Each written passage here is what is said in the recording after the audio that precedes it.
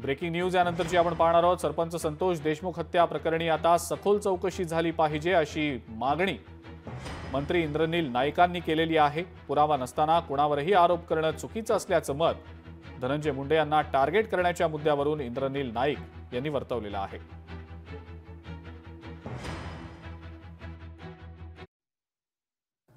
बघा, सखोल चौकशी व्हायला पाहिजे आणि कोणावर आरोप करणं हे पण चुकीचं आहे। जर आपल्याजवळ काही प्रूफ नसेल तर आरोप करणंही चुकीचं आहे।